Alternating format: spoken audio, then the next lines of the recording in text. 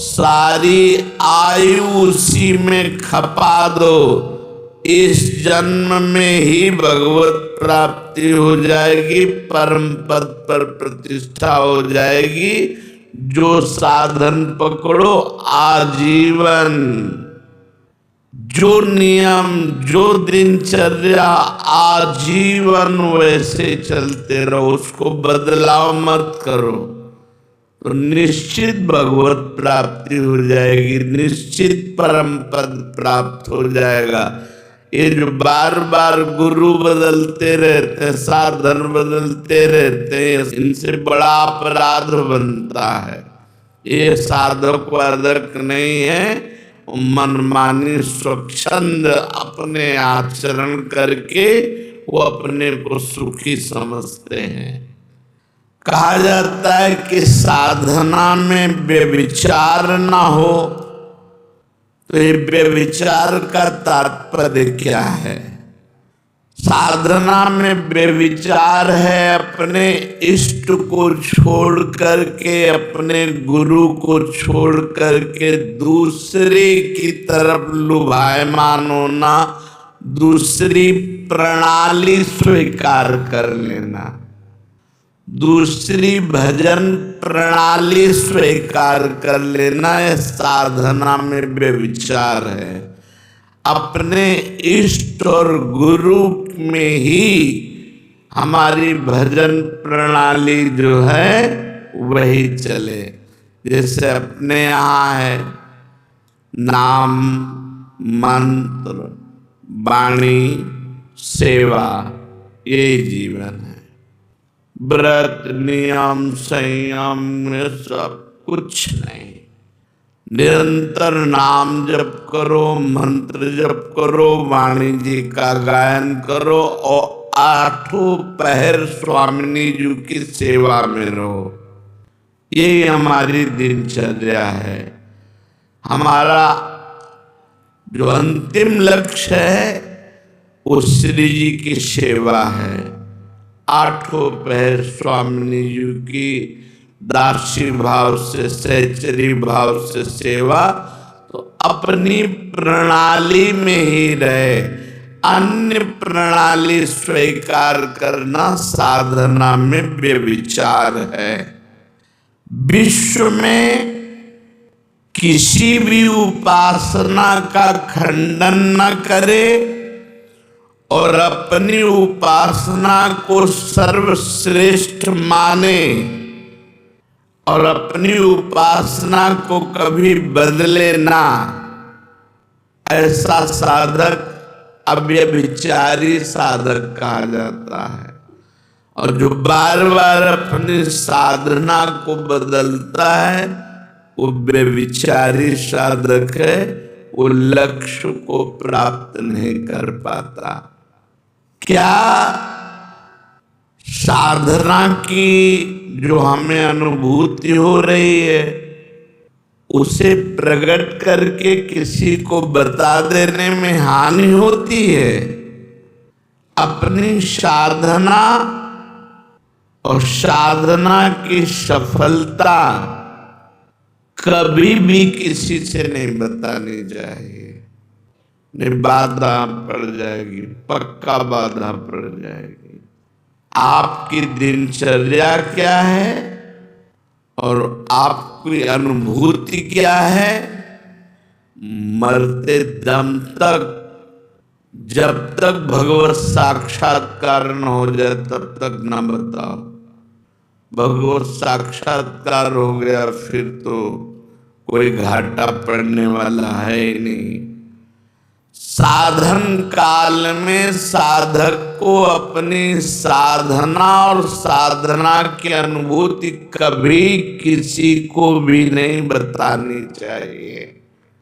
चाहे कितना कोई आत्मीय हो, घर का हो, प्रेमी हो, अपनी साधना की और अपने साधन की अनुभूति की बात कभी नहीं कहनी चाहिए। आप कै बजे उठते हो, आपकी क्या साधना है, क्या 6 बजे ठाकुर जी उठा देते हैं, उठ जाते हैं, जो करवा लेते हैं। उसको प्रकट नहीं करना कि हम पूरी दिनचर्या अपनी खोल के रख दी, उसकी अनुभूतियां खोल के रख दी, ठप हो जाएगी आपकी दिनचर्या, बाधित हो जाएगी, नहीं होगी। जैसी चल रही थी वैसे नहीं होगी। बिल्कुल 100% की बात है, इसमें 1% भी मिलावट नहीं। 100% ये हम खुद अनुभव करके देखा। अगर दया करके, करुणा करके अपनी बात बता दी तो हमारी बात में फर्क पड़ गया, हमारी साधना में बाधा पड़ गई। तो साधना और उसकी अनुभूति, ये दोनों तब तक छुपाता रहे जब तक भगवत साक्षात्कार न हो जाए। बहुत संभाल कर गरीब के धन की तरह इसे गुप्त और सुरक्षित रखो। जीवन पर्यंत साधना का अभ्यास किया, मृत्युकालीन पर्यवसान क्या है, फिर क्या है? तो जो जीवन भर साधना करता है, मृत्यु काल में उसके पूरे जीवन का टोटल लगाकर भगवत स्मरण दे दिया जाता है। जैसे आप जीवन भर पाप किए हो, बीच में कुछ थोड़ा साधन पुण्य, दान पुण्य, वो नहीं माना जाएगा। उसका भोग तुम भोगना, पर जीवन भर जो किया उसका टोटल लगा के भगवत विस्मरण तुम्हें करवाया जाएगा, क्योंकि तुम्हारी दुर्गति होगी। और जिसने भगवान नाम जप किया है तो उसको पूरे जीवन का आंकड़ा लगा करके किसने अधिक क्या किया, तो बोले भजन, तो अंतिम समय भजन का स्मरण दो। तो जो भागवतिक अधिकारी हैं वो अंतिम समय उसको भगवत स्मरण दे देते हैं और उसको भगवत प्राप्ति हो जाती है। पूरे जीवन का आपका कार्य ही अंतिम परिणाम पर अवलंबित है। पूरे जीवन आप जो करते रहे वही अंतिम परिणाम में आपको चिंतन दिया जाएगा। वो अंतिम में आप चिंतन नहीं करते, वो दिया जाएगा। छा गया भगवत चिंतन, या भूल गए भगवान को, छा गया संसार का कोई चिंतन, ये पूरा टोटल तुम्हारे पूरे जीवन का टोटल होगा मृत्यु के समय। 1 सेकंड में पूरा आंकड़ा फिट कर दिया जाता है। कभी कभी इससे चूक हो गए, नहीं जीवन भर प्रयास किया भजन का, तो दे दो भगवत स्मरण। कभी भूल चूक से भगवत स्मरण कर लिया, नहीं जीवन भर पापाचरण किया, तो भगवान की स्मृति नहीं आएगी। वो ऐसे लक्षण वाले जो उसको योनि मिलनी है वैसे चिंतन उसका बनेगा। यदि प्राण जाने के 2 दिन पहले ही बेहोश हो गया है तो उसकी गति क्या होगी? 2 दिन पहले भजन किया और मरने के 2 दिन पहले ही बेहोश हो गया, अब उसकी गति क्या होगी? क्योंकि अंतिम समय तो उसे होश है नहीं।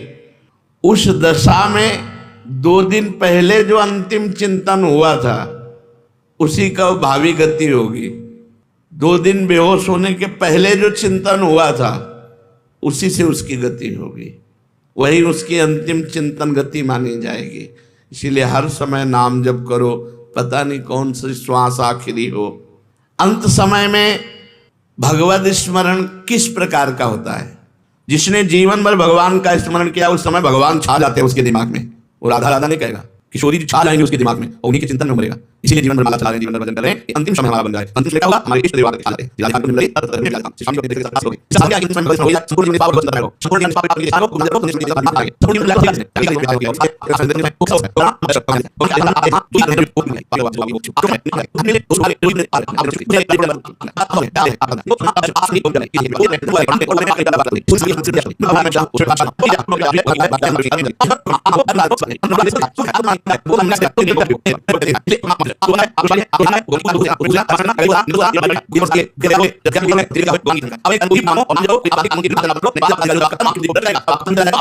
तो नियंत्रण कैसे होता है? अपने कर्मों को भगवान की पूजा मान करके नाम जप करते हुए यदि हम जीवन व्यतीत करें तो भजन में जीवन ही माना जाता है। एक भक्त का सारा जीवन श्रद्धा भक्ति जप तप व्रत आदि से बीतता है, लेकिन उसे महारोग है, अंतिम समय में बहुत विपत्ति में मरा। ये क्या है परिणाम? एक भक्त है जो पूरे जीवन भजन करता है और उसको महारोग, असाध्य रोग और विचित्र प्रकार की विपत्तियां दे करके उसका अंतिम समय पूरा हो, भारी कष्ट देकर। ये क्या है? उसका अंतिम जन्म है। इसलिए अनेक जन्मों के कर्मों को थोड़ा थोड़ा करके एकत्रित करके उसको भोगवा कर उसका अंतिम जन्म होता है। जो ऐसा भक्त होता है जीवन भर साधन भजन किया, असाध्य रोग हो गया, बड़ी विपत्ति, बड़ा कष्ट, तो उसका अनादिकाल से सृष्टि में जब से उत्पन्न हुआ अब आखिरी अंत होने जा रहा है, अब वो भगवान को प्राप्त होगा, तो उसके जीवन में वो कष्टों की बौछार हो जाती है। बोले ये कष्ट ये कष्ट ये कष्ट। पापी आदमी देखो मौत से घूम रहा है और वो दिन भर भजन करता तो बड़ा परेशान है, उसके शरीर को बड़ी पीड़ा है, असाध्य रोग है, आदि आदि। तो ये पूर्व प्रारब्ध सब नष्ट हो रहे हैं उसके, क्योंकि उसका अंतिम जन्म है। अचल डटे रहना चाहिए, हिलना नहीं चाहिए, भयभीत नहीं होना चाहिए, श्रद्धा भक्ति से और भजन बढ़ाते रहना चाहिए, कष्ट सहन करना चाहिए। अंतिम जन्म भगवान की कृपा से इस संसार की आवागमन चक्र से वो मुक्त हो गया। इसलिए बड़े बड़े संतों को भी भीषण पीड़ा में कष्ट में देखा जाता है। साधन मार्ग में ये बड़ी विभिन्नता देखी जाती है। ये क्यों? रुचि, समझ, चित्तवृत्ति का प्रवाह, अंतःकरण का मलिन होना अलग अलग। किसी की रुचि अलग है, थोड़ा भजन किया, थोड़ा प्रपंच किया। किसी का अंतःकरण मलिन है, किसी की समझ ठीक नहीं है, कोई तीनों गुणों के प्रभाव से प्रभावित रहता है, कोई पूर्व संस्कार से प्रभावित रहता है, कोई नवीन वातावरण से प्रभावित हो जाता। साधक वही है, ना अपनी रुचि, ना अपनी समझ, ना अंतःकरण का प्रभाव, न त्रिगुण का प्रभाव, न पूर्व संस्कार का प्रभाव, न वातावरण का प्रभाव। डट के भजन कर सबको गिरा दे। ये महाभारत है। डट के भजन कर इन सबको रौंद डाले। पूर्व संस्कार, प्रारब्ध, ये वो सब। भजन में अपार सामर्थ्य है। अगर थोड़ा बड़ा भजन करोगे तो आपकी रुचि आपको गिरा देगी, भोगों की तरफ है। आपकी समझ आपको गिरा देगी, आपका अंतःकरण मलिन हो आपको गिरा देगा, तीनों गुण आपको गिरा देंगे, पूर्व संस्कार गिरा देंगे। भजन डट के करो और भजन हट के करो। देखो अभी सब पूर्व संस्कार मिट जाएंगे, प्रारब्ध क्षीण हो जाएगा, रोग का प्रभाव नहीं पड़ेगा, समझ ठीक हो जाएगी, रुचि नाम में भगवान में हो जाएगी। तो हम एक शब्द में जानना चाहते हैं कि साधक हम कौन है, किसे कह सकते हैं कि ये साधक है? जिसने अपने सांसारिक बंधनों के काटने के लिए निरंतर नाम जप का नियम ले लिया, वही साधक है। निरंतर नाम जप का नियम जिसने ले लिया, वही साधक है। संसार बंधनों को काटने के लिए जिसने निरंतर नाम जप का नियम लिया, वही साधक है। वैसे साधक अपनी साधना को बचाने के लिए क्या करे? सत्संग, रोज सत्संग। इससे साधना बचेगी, बढ़ेगी और पचेगी भी।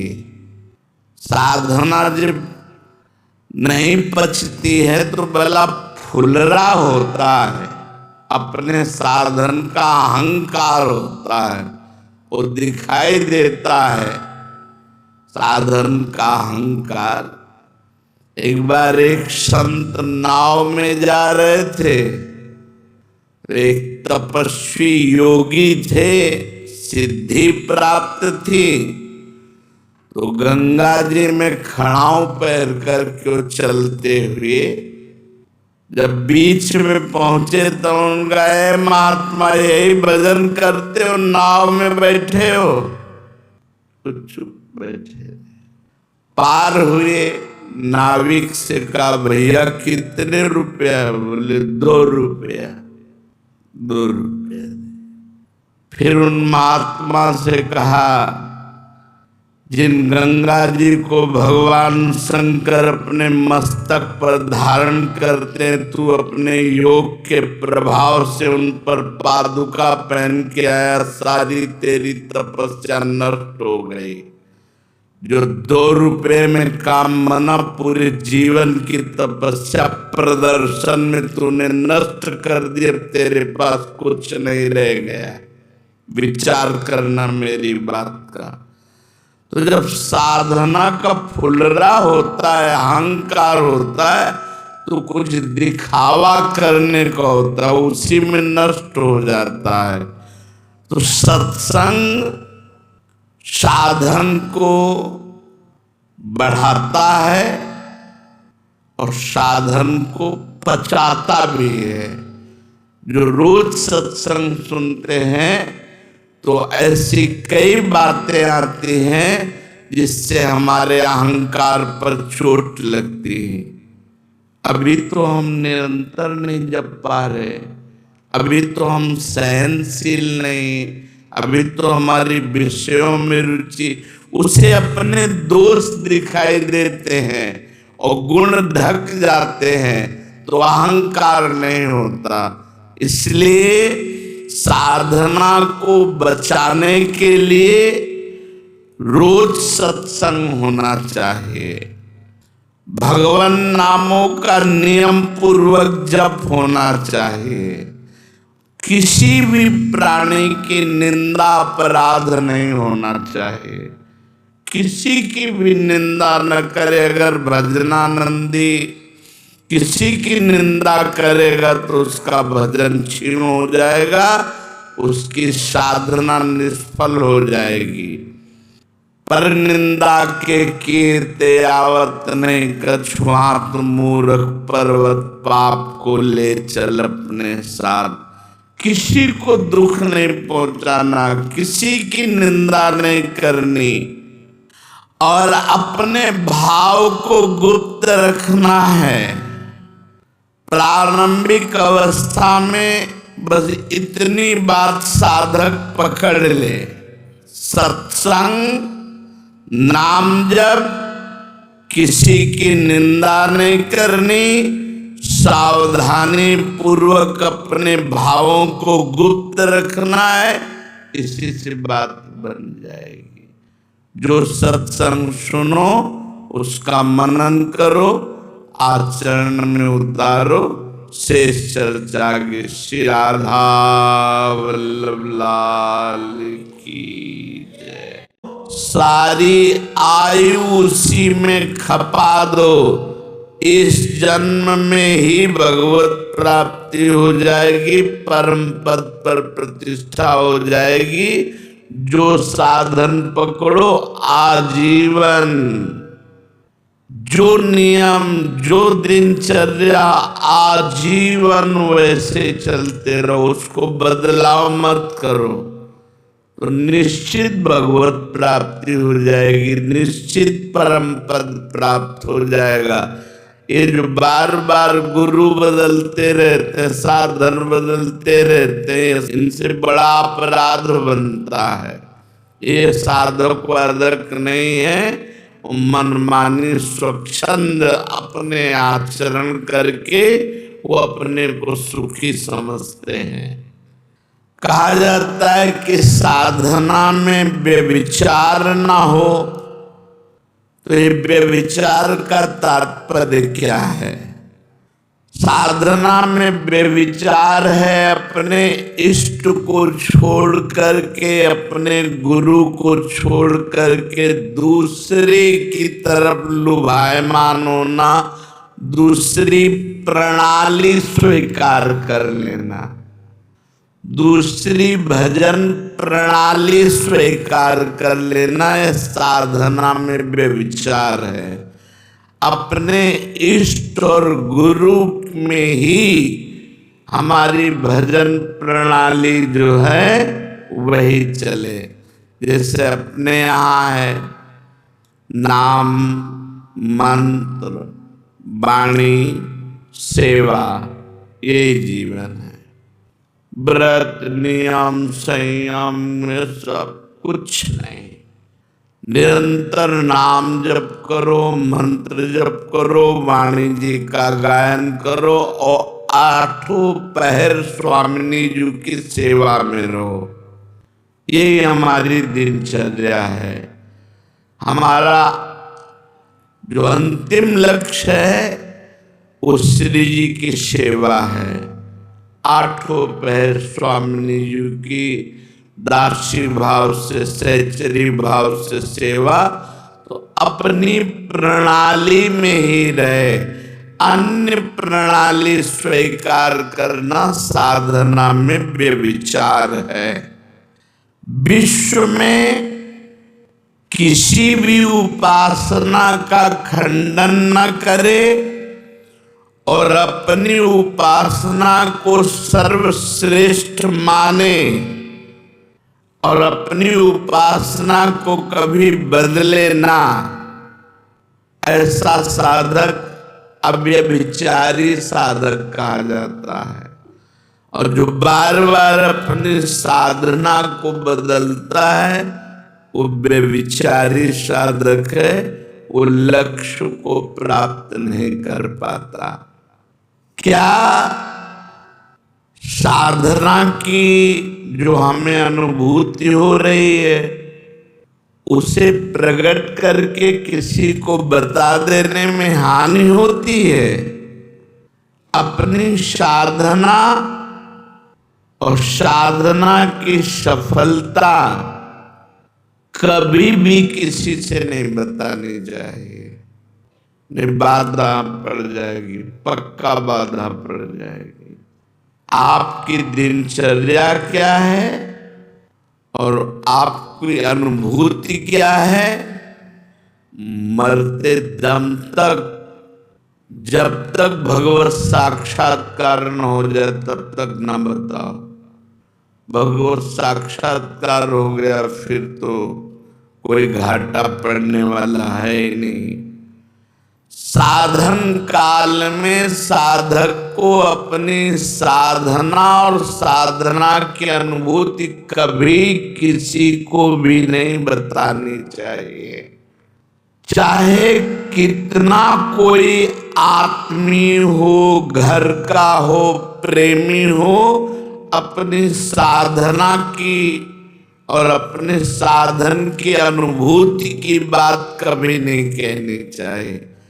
आप कै बजे उठते हो, आपकी क्या साधना है, क्या 6 बजे ठाकुर जी उठा देते, उठ जाते, जो करवा लेते हैं, उसको प्रकट नहीं करना कि हम पूरी दिनचर्या अपनी खोल के रख दी, उसकी अनुभूतियां खोल के रख दी, ठप हो जाएगी आपकी दिनचर्या, बाधित हो जाएगी, नहीं होगी। जैसे चल रही थी वैसे नहीं होगी। बिल्कुल 100% की बात है, इसमें 1% भी मिलावट नहीं। 100% ये हम खुद अनुभव करके देखा। अगर दया करके, करुणा करके अपनी बात बता दी तो हमारी बात में फर्क पड़ गया, हमारी साधना में बाधा पड़ गई। तो साधना और उसकी अनुभूति, ये दोनों तब तक छुपाता रहे जब तक भगवत साक्षात्कार न हो जाए। बहुत संभाल कर गरीब के धन की तरह इसे गुप्त और सुरक्षित रखो। जीवन पर्यंत साधना का अभ्यास किया, मृत्युकालीन पर्यवसान क्या है, फिर क्या है? तो जो जीवन भर साधना करता है, मृत्यु काल में उसके पूरे जीवन का टोटल लगाकर भगवत स्मरण दे दिया जाता है। जैसे आप जीवन भर पाप किए हो, बीच में कुछ थोड़ा साधन पुण्य, दान पुण्य, वो नहीं माना जाएगा। उसका भोग तुम भोगना, पर जीवन भर जो किया उसका टोटल लगा के भगवत विस्मरण तुम्हें करवाया जाएगा, क्योंकि तुम्हारी दुर्गति होगी। और जिसने भगवान नाम जप किया है तो उसको पूरे जीवन का आंकड़ा लगा करके किसने अधिक क्या किया, तो बोले भजन, तो अंतिम समय भजन का स्मरण दो।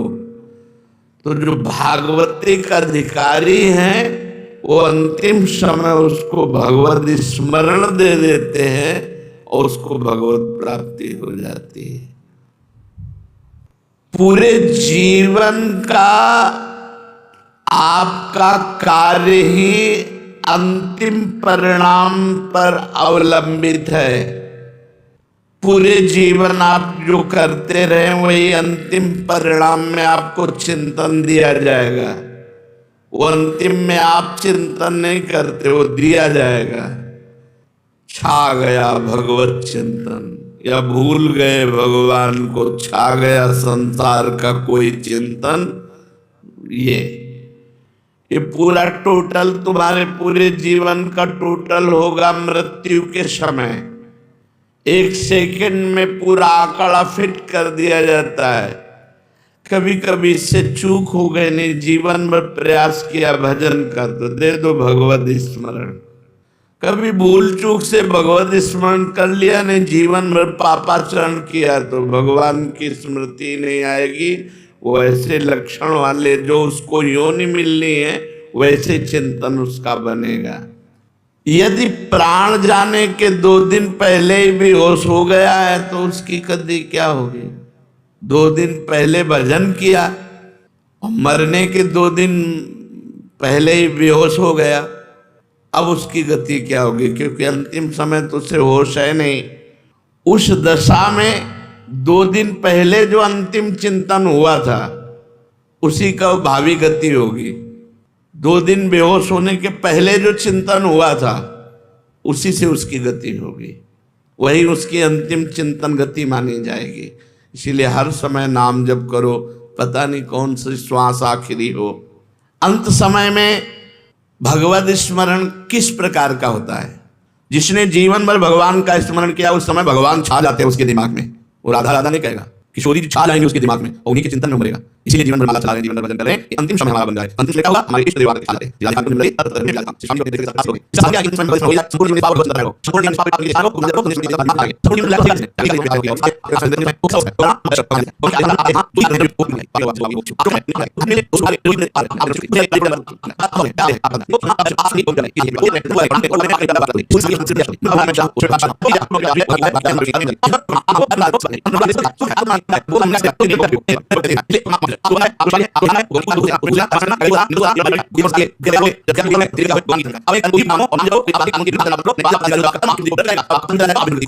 नियंत्रण कैसे हो सकता है? अपने कर्मों को भगवान की पूजा मान करके नाम जप करते हुए यदि हम जीवन व्यतीत करें तो भजन में जीवन ही माना जाता है। एक भक्त का सारा जीवन श्रद्धा भक्ति जप तप व्रत आदि से बीतता है, लेकिन उसे महारोग है, अंतिम समय में बहुत विपत्ति में मरा। ये क्या है परिणाम?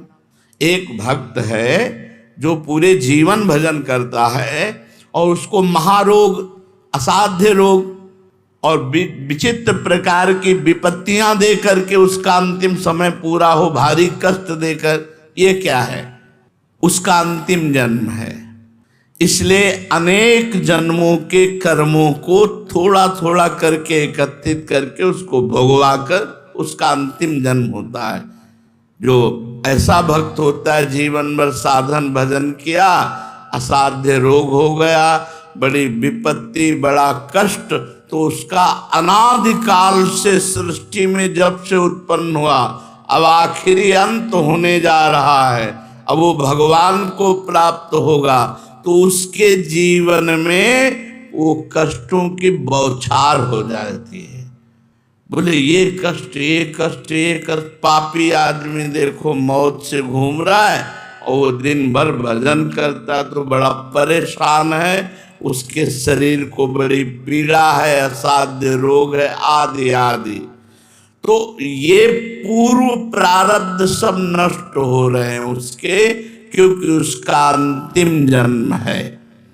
अचल डटे रहना चाहिए, हिलना नहीं चाहिए, भयभीत नहीं होना चाहिए, श्रद्धा भक्ति से और भजन बढ़ाते रहना चाहिए, कष्ट सहन करना चाहिए। अंतिम जन्म भगवान की कृपा से इस संसार की आवागमन चक्र से वो मुक्त हो गया। इसलिए बड़े बड़े संतों को भी भीषण पीड़ा में, कष्ट में देखा जाता है। साधन मार्ग में ये बड़ी विभिन्नता देखी जाती है। ये क्यों? रुचि, समझ, चित्तवृत्ति का प्रवाह, अंतःकरण का मलिन होना अलग अलग। किसी की रुचि अलग है, थोड़ा भजन किया, थोड़ा प्रपंच किया। किसी का अंतःकरण मलिन है, किसी की समझ ठीक नहीं है, कोई तीनों गुणों के प्रभाव से प्रभावित रहता है, कोई पूर्व संस्कार से प्रभावित रहता है, कोई नवीन वातावरण से प्रभावित हो जाता। साधक वही है, ना अपनी रुचि, ना अपनी समझ, ना अंतःकरण का प्रभाव, न त्रिगुण का प्रभाव, न पूर्व संस्कार का प्रभाव, न वातावरण का प्रभाव। डट के भजन कर सबको गिरा दे। ये महाभारत है। डट के भजन कर इन सबको रौंद डाले। पूर्व संस्कार, प्रारब्ध, ये वो सब। भजन में अपार सामर्थ्य है। अगर थोड़ा बड़ा भजन करोगे तो आपकी रुचि आपको गिरा देगी, भोगों की तरफ है। आपकी समझ आपको गिरा देगी, आपका अंतःकरण मलिन हो आपको गिरा देगा, तीनों गुण आपको गिरा देंगे, पूर्व संस्कार गिरा देंगे। भजन डट के करो और भजन हट के करो। देखो अभी सब पूर्व संस्कार मिट जाएंगे, प्रारब्ध क्षीण हो जाएगा, रोग का प्रभाव नहीं पड़ेगा, समझ ठीक हो जाएगी, रुचि नाम में भगवान में हो जाएगी। तो हम एक शब्द में जानना चाहते हैं कि साधक हम कौन है। किसे कह सकते हैं कि ये साधक है? जिसने अपने सांसारिक बंधनों के काटने के लिए निरंतर नाम जप का नियम ले लिया, वही साधक है। निरंतर नाम जप का नियम जिसने ले लिया, वही साधक है। संसार बंधनों को काटने के लिए जिसने निरंतर नाम जप का नियम लिया, वही साधक है। वैसे साधक अपनी साधना को बचाने के लिए क्या करे? सत्संग, रोज सत्संग। इससे साधना बचेगी, बढ़ेगी और पचेगी भी। साधना जब नहीं पचती है तो बड़ा फुलरा होता है, अपने साधन का अहंकार होता है, वो दिखाई देता है साधन का अहंकार। एक बार एक संत नाव में जा रहे थे, एक तपस्वी योगी थे, सिद्धि प्राप्त थी, तो गंगा जी में खड़ाऊ पैर करके चलते हुए जब बीच में पहुंचे तो उनका, ए महात्मा यही भजन करते हो, नाव में बैठे हो? तो चुप बैठे। पार हुए, नाविक से कहा, भैया कितने रुपया? बोले 2 रुपया। 2 रुपया। फिर उन महात्मा से कहा, जिन गंगा जी को भगवान शंकर अपने मस्तक पर धारण करते हैं, तू अपने योग के प्रभाव से उन पर पादुका पहन के आया, सारी तेरी तपस्या नष्ट हो गई। जो 2 रुपए में काम बना, पूरे जीवन की तपस्या प्रदर्शन में तूने नष्ट कर दिया, तेरे पास कुछ नहीं रह गया। विचार करना मेरी बात का। तो जब साधना का फुलरा होता है, अहंकार होता है, तो कुछ दिखावा करने का होता है, उसी में नष्ट हो जाता है। तो सत्संग साधन को बढ़ाता है और साधन को पचाता भी है। जो रोज सत्संग सुनते हैं तो ऐसी कई बातें आती हैं जिससे हमारे अहंकार पर चोट लगती है। अभी तो हम निरंतर नहीं जप पा रहे, अभी तो हम सहनशील नहीं, अभी तो हमारी विषयों में रुचि, उसे अपने दोष दिखाई देते हैं और गुण ढक जाते हैं, तो अहंकार नहीं होता। इसलिए साधना को बचाने के लिए रोज सत्संग होना चाहिए, भगवान नामों का नियम पूर्वक जप होना चाहिए, किसी भी प्राणी की निंदा अपराध नहीं होना चाहिए, किसी की भी निंदा न करे। अगर भजनानंदी किसी की निंदा करेगा तो उसका भजन क्षीण हो जाएगा, उसकी साधना निष्फल हो जाएगी। पर निंदा के कीर्ते आवत नहीं, कछुआत मूर्ख पर्वत पाप को ले चल अपने साथ। किसी को दुख नहीं पहुंचाना, किसी की निंदा नहीं करनी और अपने भाव को गुप्त रखना है। प्रारंभिक अवस्था में बस इतनी बात साधक पकड़ ले, सत्संग, नाम जप, किसी की निंदा नहीं करनी, सावधानी पूर्वक अपने भावों को गुप्त रखना है इसी से बात बन जाएगी। जो सत्संग सुनो उसका मनन करो, आचरण में उतारो, शेष चर्चा की। श्री राधा वल्लभ लाल की।